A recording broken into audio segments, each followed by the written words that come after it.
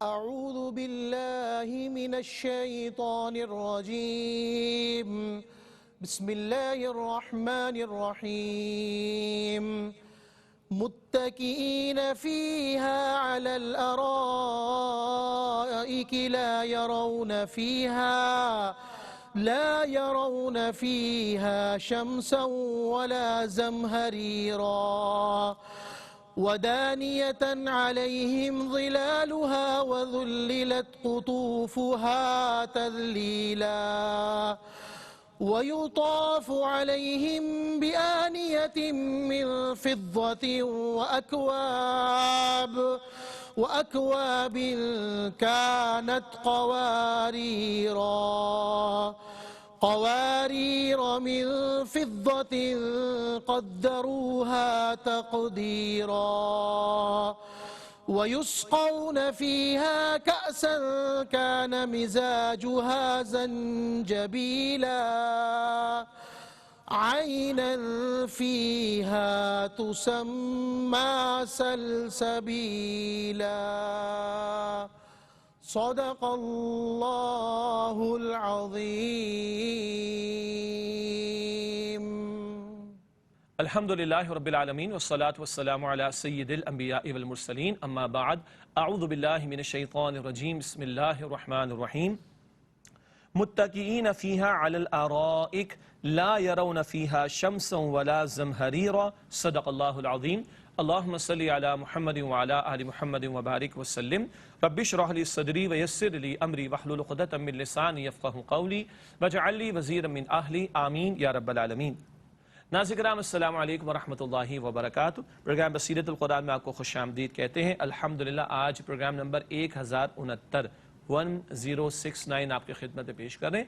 انشاءاللہ آج ہم مطالعہ کریں گے سورۃ الدہر کی آیات 13 تا 18 کا. انہی آیات کی تلاوت کے ذریعے حسب معمول قاری سلمان صاحب نے پروگرام کا باقاعدہ آغاز فرما دیا اور ہمیشہ کی طرح آج بھی ہمارے ساتھ ہمارے نوجوان ساتھی اسٹوڈیوز میں موجود ہیں. آئیے انہیں خوش آمدید کہتے ہیں, پروگرام میں شریک کرتے ہیں. السلام علیکم ورحمۃ اللہ وبرکاتہ. وعلیکم السلام ورحمۃ اللہ وبرکاتہ. خیریت سے بیٹا آپ لوگ؟ الحمدللہ. ماشاءاللہ. ناظرین کرام سب سے پہلے ہم سب کی ترغیب تشویق و یاد دہانی کے لیے نبی اکرم صلی اللہ علیہ وآلہ وسلم کا ایک مبارک فرمان پیش خدمت ہے.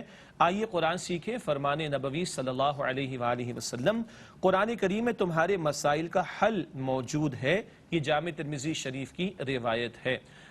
قیامت تک یہ قرآن انسانیت کی امامت کرتا رہے گا. اب وہ نگاہ چاہیے, وہ طلب چاہیے کہ ہم اس قرآن سے اپنے مسائل کا حل تلاش کرنے کی کوشش کریں. اس کے بعد چلتے ہیں آج کی زیر مطالعہ آیات کے مفہوم و ترجمے کی طرف. سورۃ الدہر کی آیات 13 تا 18 کا آج مطالعہ کر رہے ہیں. ان آیات کا مفہوم اور ترجمہ.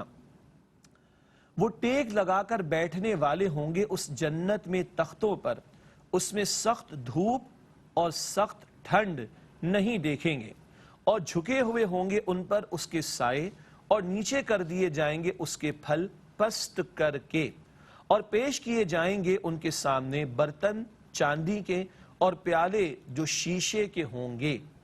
وہ شیشہ بنا ہوگا چاندی سے, اندازہ رکھا گیا ہے ان کا ٹھیک اندازے پر, اور انہیں پلایا جائے گا اس میں ایک ایسے جام سے جس کی آمیزش سونٹ سے ہے.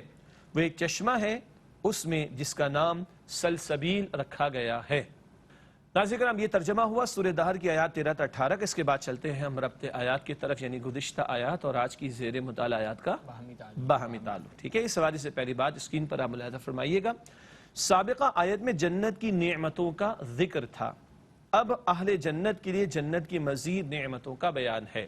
یہ بات پہلے بھی ہم نے بیان کی تھی کہ سورۃ الدہر میں جنت کی نعمتوں کا تذکرہ اللہ تعالیٰ نے بہت تفصیل سے عطا فرمایا ہے. ٹھیک ہے, تو پچھلی نشست میں بھی جو آیات زیر مطالعہ تھی ان میں جنت کی نعمتوں کا ذکر تھا. آج جن آیات کا مطالعہ کریں ان میں بھی جنت کی نعمتوں کا مزید بیان ہے. اس کے بعد چلتے ہیں تعارف کی طرف. جو باتیں تفصیل سے آئیں گی تشریح میں ان کا خاکہ یا آؤٹ لائن. ٹھیک ہے, آپ دونوں کو ماشاءاللہ خوش آمدید کہتے ہیں. ہمارے دو ساتھی جو ہیں آج فرسٹ ٹائم کسی ٹی وی کے پروگرام میں شریک ہو رہے, تو ان کے لیے تو نئی باتیں ہیں, لیکن ہمارے جو ساتھی درمیان میں موجود ہیں ان کو تو اچھی طرح یہ باتیں یاد ہیں. تو خاکہ یا آؤٹ لائن. ٹھیک ہے, تعارف کے والے سے پہلی بات, اہل جنت تختوں پر ٹیک لگا کر ایسی فضا میں بیٹھے ہوں گے جس میں نہ دھوپ کی شدت ہوگی اور نہ سخت سردی ہوگی. یہ تختے اور فضا اس کا بیان آگے کریں گے انشاءاللہ تعالی. ٹھیک ہے, تعارف کے حوالے سے اگلا نقطہ، جنت کے درختوں کے سائے اہل جنت پر جھکے ہوں گے۔ اگلا نقطہ، اہل جنت کو ایسے مشروب پلائے جائیں گے جس میں سونٹھ کی آمیزش ہوگی۔ یہ ہوا تعارف کا بیان مکمل۔ سونٹھ اس کی تاثیر گرم ہوتی ہے، وہ بات آگے بیان کریں گے انشاءاللہ تعالی۔ تعارف کے بعد چلتے ہیں تزیین کی طرف، یعنی ہر آیت کا موضوع ٹاپک۔ بالکل صحیح، سورۃ الدہر کی آیات 13 تا 18 کا تزیین۔ سب سے پہلے سورۃ الدہر آیت نمبر 13، جنت کا موسم معتدل ہوگا، ماڈریٹ، درمیانہ، تفصیل آگے آئے گی انشاءاللہ۔ آیت نمبر 14، اہل جنت پر درختوں کے سائے ہوں گے۔ اگلا نقطہ آیت نمبر 15 تا 16 کے حوالے سے، اہل جنت کو کھانے پینے کے لیے پیش کیے جانے والے برتن چاندی اور شیشے کے ہوں گے۔ اب چاندی اور شیشے تفصیل آگے آئے گی انشاءاللہ تعالی۔ اگلا نقطہ آیت نمبر 17 کے حوالے سے، اہل جنت کو سونٹ کی آمیزش والا مشروب پیش کیا جائے۔ آمیزش مکس کر دینا، ملانا، ٹھیک ہے۔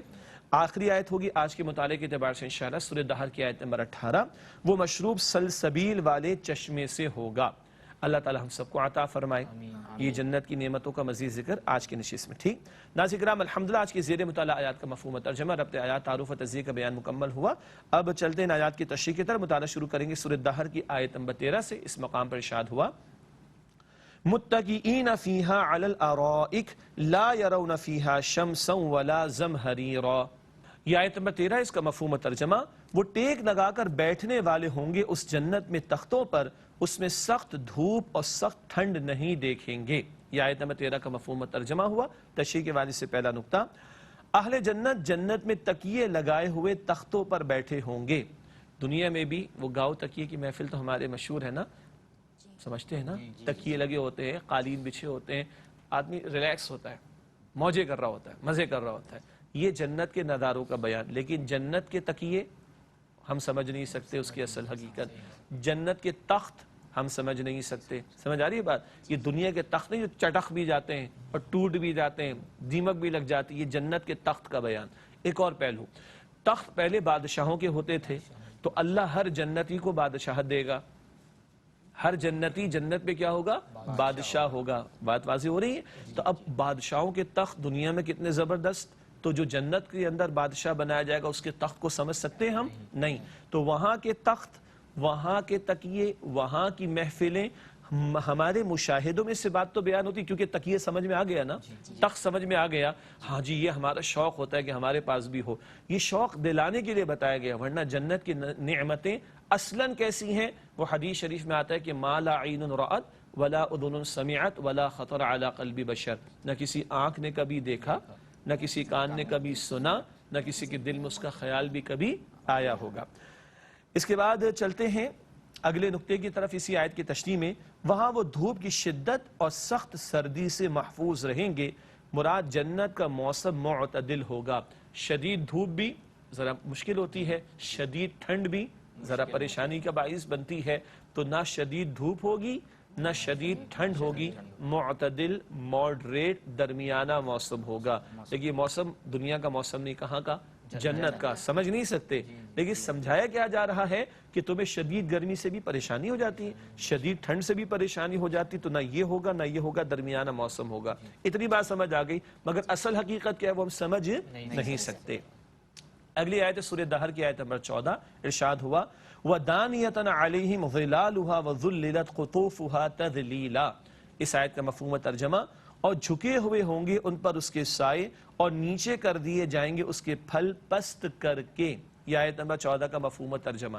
تشریح کے والے سے پہلا نقطہ، جنت کے درختوں کے سائے اہل جنت پر جھکے ہوں گے۔ اچھا، اب جنت میں جو سائے ہوں گے وہ کوئی دھوپ سے بچانے کے لیے تھوڑے ہوں گے؟ ایک سوال آ سکتا ہے نا، دنیا میں جو درخت کا سایہ ہوتا ہے تو ہم دھوپ کی شدت سے بچنے کے لیے، پہلے تو ذکر آ گیا دھوپ کی تو شدت ہوگی نہیں، تو یہ سائے کون سے ہیں؟ اچھا، آپ سمجھنے کی کوشش کریں گے، ورنہ اصل بات سمجھ نہیں سکتے۔ ہمارے مشاہدے میں یہ آج کل شادی لانس دیکھیں آپ نے، بینکوٹ جسے کہتے ہیں، کیسے زبردست بنے ہوئے، کیسے مہنگے مہنگے اہتمام۔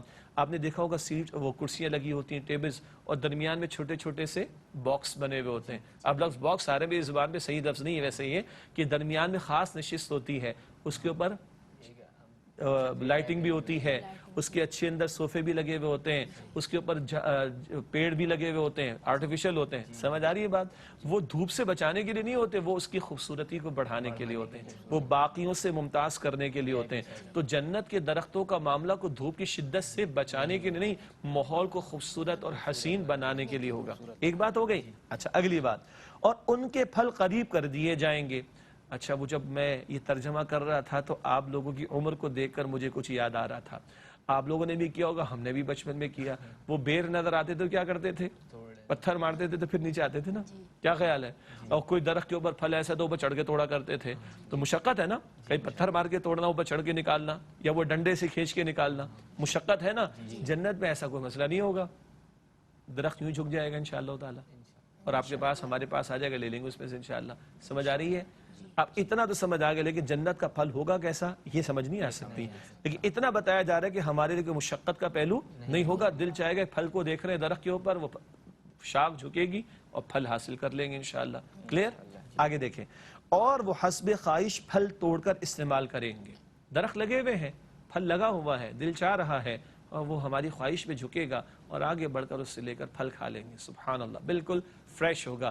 یہ نہیں کہ 4 دن پہلے کا وہ ٹوٹا ہوا ہو، پھر وہ سڑک پہ جو ہے وہ ٹرالے کے اندر چلے گا، اس کے بعد جو ٹرالا بیچارہ 2 دن کے اندر پہنچے گا، پھر وہ مارکیٹ کے اندر پہنچے گا، پھر جناب وہ اس کے اندر بوریوں میں چڑھے گا، پھر اس کو پھینکا جائے گا، پھر نکالا جائے گا۔ ایسا کوئی ٹینشن کا معاملہ نہیں ہوگا، بلکہ انشاءاللہ سامنے ہوگا، جھکے گا اور آگے بڑھ کر بندہ لے لے گا۔ اللہ ہم سب کو جنت الفردوس عطا فرمائے۔ مزہ آ رہا ہے؟ جی ناظرین کرام، یہ سورت بہت پیاری ہے ماشاءاللہ۔ جنت کے بیانات کے حوالے سے یہ سورت بہت قیمتی ہے۔ اللہ مجھے اور آپ کو اور ذوق و شوق عطا فرمائے۔ اگلی آیت ہے آیت نمبر 15 سورہ دہر۔ وَيُطَافُ عَلَيْهِمْ بِآنِيَةٍ مِّن فِضَّةٍ وَأَكْوَابٍ كَانَتْ قَوَارِيرَا۔ اس کا مفہوم و ترجمہ، اور پیش کیے جائیں گے ان کے سامنے برتن چاندی کے اور پیالے جو شیشے کے ہوں گے۔ اس آیت کا ترجمہ ہوا تشریح کے حوالے سے ایک نقطہ، انہیں چاندی کے برتنوں میں کھانے اور شیشے کے پیالوں میں مشروبات پیش کیے جائیں گے۔ اللہ اکبر، چاندی بھی کہاں کی؟ جنت کی۔ اچھا دنیا میں پسندیدہ نہیں ہے؟ اللہ کے پیارے رسول علیہ السلام نے منع فرمایا سونے چاندی کے برتنوں میں کھانے سے۔ اللہ کے نبی علیہ السلام نے منع فرمایا کہ ذرا لیوش معاملہ ہے اور فضولیات کا معاملہ ہو جائے گا، خامخواہ خرچے زیادہ ہو جائیں گے، لیکن جنت میں اللہ آج دنیا میں روک دیا، جنت میں عطا ہوگا۔ تو کیا فرمایا جا رہا ہے؟ چاندی کے برتنوں میں کھانے دیے جائیں گے، اللہ اکبر، اور شیشے کے پیالوں میں مشروبات پیش کیے جائیں گے۔ اللہ ہم سب کو عطا فرمائے۔ اگلی آیت کریمہ اسی تسلسل میں ہے، آیت نمبر 16، قواریر من فضة قدروها تقدیرا۔ یہ آیت نمبر 16، اس کا مفہوم و ترجمہ، وہ شیشہ بنا ہوگا چاندی سے، اندازہ رکھا گیا ہے اس کا ٹھیک اندازے پر۔ تشریح کی طرف چلتے ہیں۔ پہلا نقطہ، جنت کی چاندی شیشے کی طرح شفاف ہوگی۔ سبحان اللہ، ویسے چاندی دیکھتے تو وہ کافی تھک ہوتی ہے نا، ٹھیک ہے، لیکن جنت کی چاندی شیشے کی طرح شفاف ہوگی۔ اگلا نقطہ، گویا برتنوں میں چاندی اور شیشے کی خصوصیات موجود ہوں گی۔ وہاں کے جو برتن ہیں ان میں چاندی تو ہے ہی ہے، لیکن چاندی اور شیشے کی خصوصیات موجود ہوں گی۔ اب کیسا ہوگا وہ سما تصور میں لانا ممکن نہیں۔ ایسے مرکب کی مثال دنیا میں نہیں مل سکتی، یہ جنت میں ہی میسر ہوگی۔ ایسا کمبینیشن کہ چاندی اور شیشہ اور اس کا مرکب، اس کا کمبینیشن اور برتن بنا کے دے دیے جائیں، یہ دنیا میں پاسبل نہیں، جنت میں اللہ عطا فرمائے گا۔ اگلا اور آخری نقطہ اس آیت کی تشریح میں، اہل جنت کی خواہش کے مطابق انہیں مشروب پیش کیا جائے گا جس میں کمی بیشی نہیں ہوگی، ٹھیک اندازہ مقرر ہوگا۔ کوئی 5 گلاس پینا چاہے تو پی سکتا ہے۔ اچھا 5 گلاس میں نے کہہ دیا، دنیا میں کسی مشروب کا دوسرا تیسرا گلاس پیتے تو بھائی میں فل ہو گیا، پھر کیا ہوتا ہے 4تھے 5ویں پہ ہاسپٹل جانا پڑے گا۔ جنت میں ایسا کچھ نہیں ہوگا۔ پہلے بھی ذکر آتا رہا ہے کہ جنت میں کچھ اس طرح کا معاملہ نہیں۔ حدیث شریف میں آتا ہے خوشبو بھری ڈکار آئے گی، سب ہدم، all you can eat, all you can drink, کوئی اس میں لیمیٹیشنز کا معاملہ نہیں ہوگا۔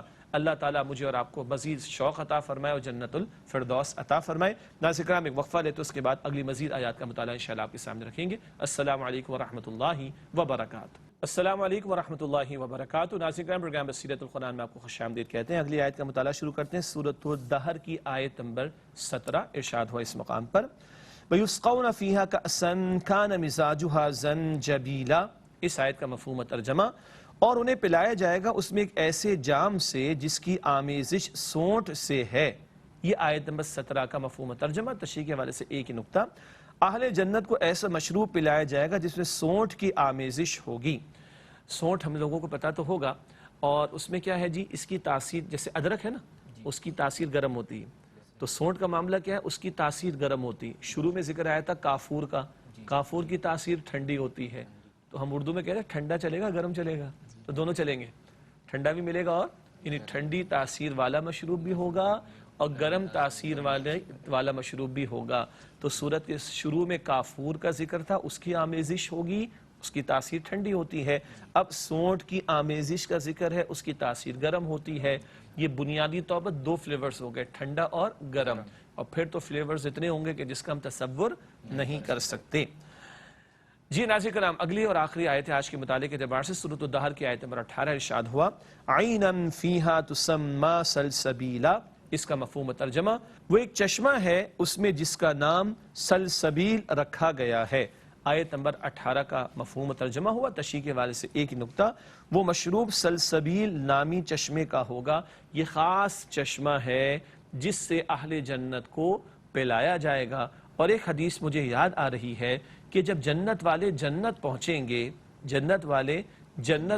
گے تو فش لیور ان کو دیا جائے گا، مچھلی کا لیور ان کو دیا جائے گا کھانے کو، اور سلسبیل کے چشمے سے ان کو پینے کو بھی دیا جائے گا۔ اللہ اکبر کبیرہ۔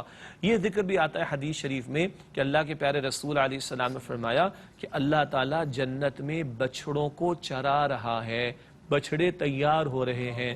جنت والے جنت پہنچے گے تو ان بچھڑوں کا گوشت بھی ملے گا، مچھلی کا لیور جگر اس کا بھی ملے گا، ٹھیک ہے، اور سلسبیل کا پانی بھی ملے گا جب پہنچیں گے تب، باقی تو مستقل ان کو ملتا رہے گا۔ تو سلسبیل ایک خاص چشمے کا نام ہے جس سے اہل جنت کو پلایا جائے گا۔ کوئی شوق پیدا ہو رہے؟